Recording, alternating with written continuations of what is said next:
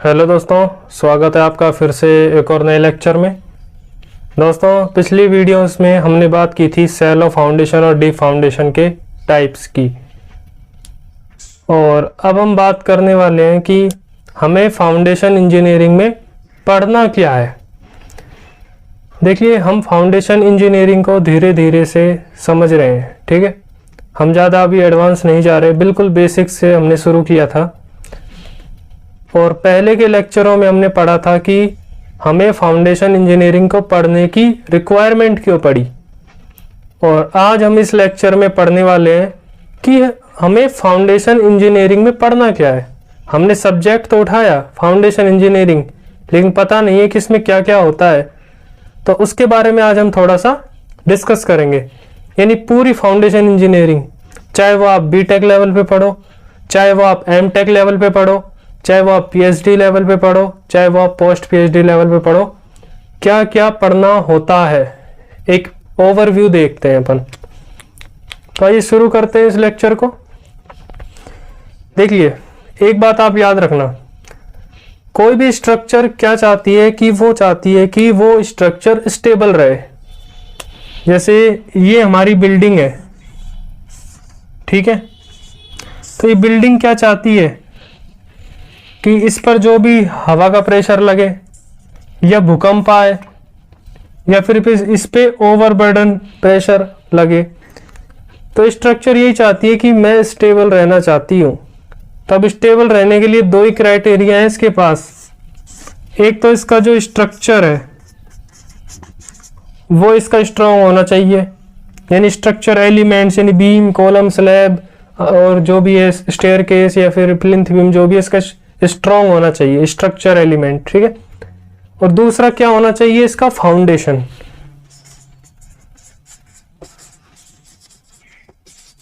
ठीक है, क्योंकि फुटिंग तो स्ट्रक्चर में आ गया। और दूसरा है फाउंडेशन। हमने स्ट्रक्चर को तो बहुत अच्छा बना लिया, लेकिन अगर हम फाउंडेशन को चेक करना भूल गए और किसी कारण से हवा का फोर्स, ओवरबर्डन प्रेशर या अर्थक्वेक आ गया और हमारी फाउंडेशन फेल हो गई, तो हमें बड़ी प्रॉब्लम देखने को मिलती है। इसलिए हम चाहते हैं कि दोनों तरह से ही स्ट्रक्चर वर्क करे। इसलिए इस पार्ट को तो हम डिज़ाइन ऑफ कंक्रीट स्ट्रक्चर में पढ़ते हैं, और इस पार्ट को हम फाउंडेशन इंजीनियरिंग में, यानी मिट्टी कितनी ताकतवर है हमारी, यानी मिट्टी हमारा कितना लोड ले रही है, हमारी मिट्टी की क्या प्रॉपर्टी है, हमारी मिट्टी क्या उस लोड को लेने के काबिल है या नहीं है, उसी को हम फाउंडेशन इंजीनियरिंग में स्टडी करते हैं। तो ये तो एक थोड़ी सी ओवरव्यू की बात हुई। अब इसे थोड़ा सा और अच्छे से हम समझने की कोशिश करते हैं, ठीक है।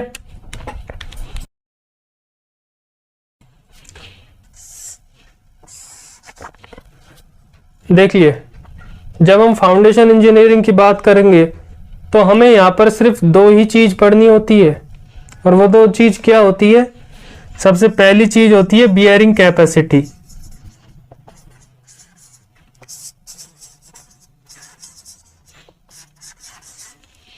और नंबर 2 पर आती है सेटलमेंट।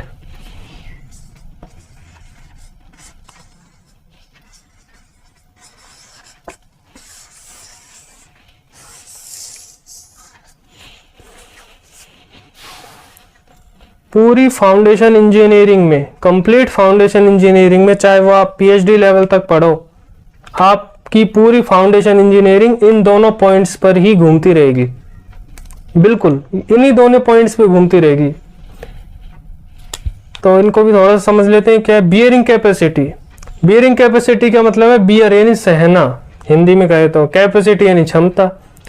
हमारी जो मिट्टी है, जो हमने फाउंडेशन खोदी है, जो हमने गड्ढा खोदा है, वो हमारा कितना ताकतवर है, क्या वो हमारी स्ट्रक्चर का लोड लेने के लिए सक्षम है या नहीं है।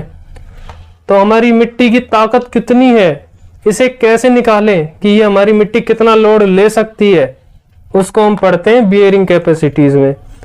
ये बियरिंग कैपेसिटी के ऊपर चाहो तो आप पूरी बुक भी लिख सकते हो। मार्केट में फॉरेन कंट्रीज की स्पेशल बियरिंग कैपेसिटी के नाम से बहुत सारी बुक्स अवेलेबल है। जैसे एक बुक का नाम बता देता हूँ मैं, bearing capacity of shallow foundation by Hansen, ठीक है। लेकिन अपन को उतना डिटेल में भी नहीं जाना, बस समझना है क्या है। अगला है सेटलमेंट। अब सेटलमेंट क्या होता है, देखिए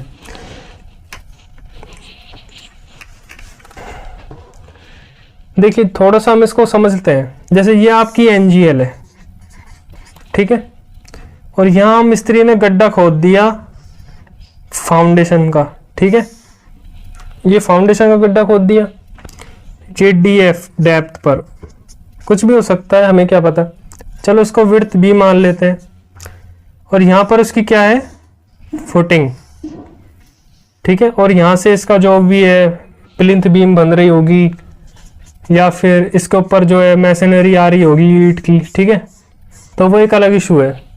तो सारा लोड कैलकुलेट करने के बाद जो फुटिंग का लोड आता है WF, तो हमें वही चेक करना है कि जो हमने ये फाउंडेशन खोदी है, ये वाला एक्सिस, क्या ये पोर्शन हमारा इस फाउंडेशन यानी इस फुटिंग के लोड को लेने में सक्षम है या नहीं है।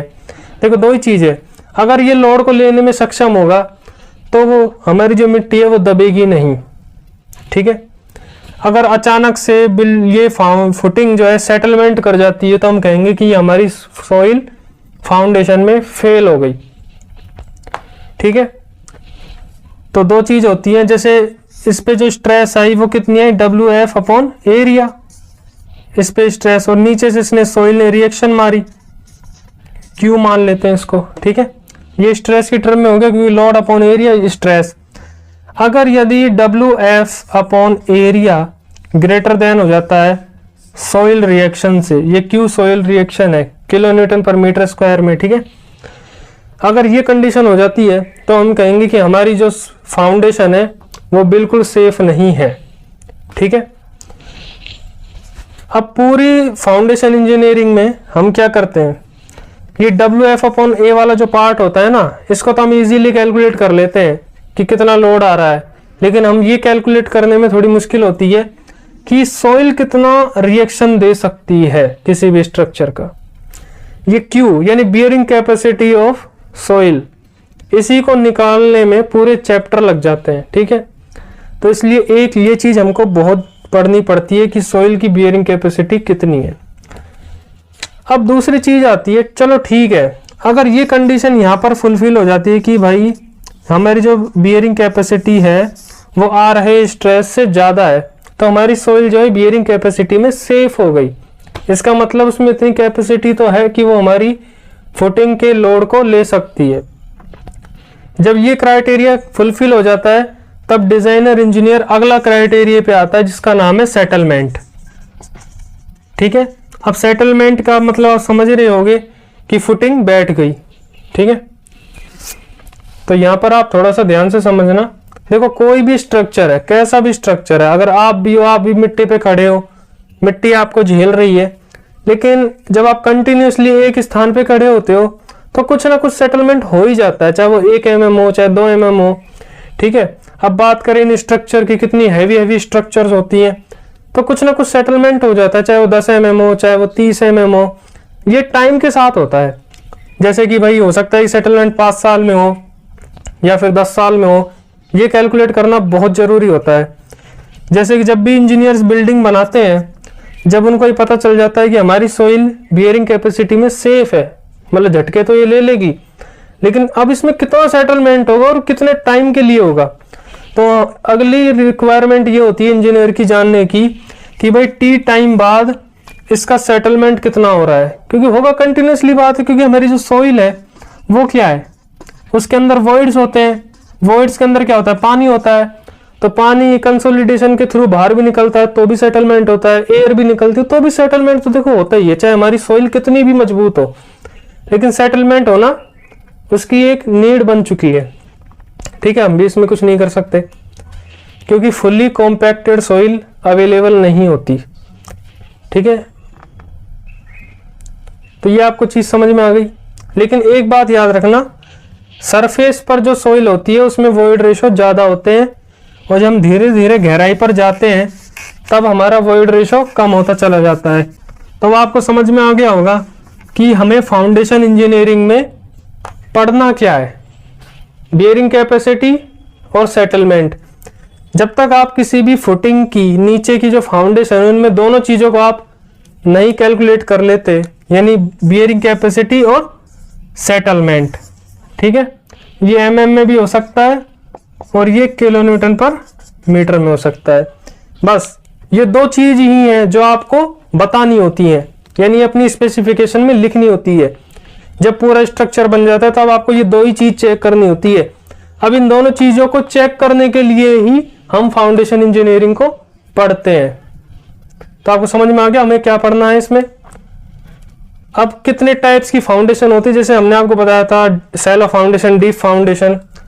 अब हम आगे पढ़ेंगे इनके जो टाइप्स जो हमने बताए थे, राफ्ट है, कंबाइंड है, स्ट्रिप है, और डीप में हमने बताया था पाइल फाउंडेशन है, और क्या कहते हैं उसको, फ्रैंकी पाइल हो गई, आरसीसी पाइल हो गई। तो इन सब में भी सेम रहेगा वही क्या, बियरिंग कैपेसिटी और सेटलमेंट, लेकिन इनके जो मेथड्स हैं वो बदल जाएंगे, वो ही टफ होते हैं, बस और कुछ नहीं बदलेगा। ठीक है, तो आज की वीडियो यहीं पे समाप्त करते हैं। आपको ये समझ में आया होगा कि हमें फाउंडेशन इंजीनियरिंग में पढ़ना क्या है।